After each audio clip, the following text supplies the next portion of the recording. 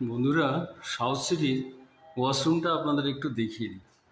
দেখুন, south city washroom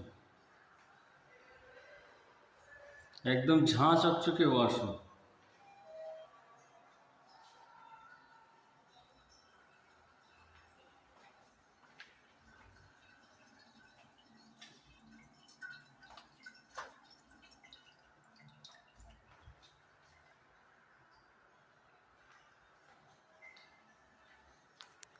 দেখুন, এখানে দাঁড়িয়ে গেলাম, আর এই হলো হ্যান্ড ড্রায়ার। এই দেখুন,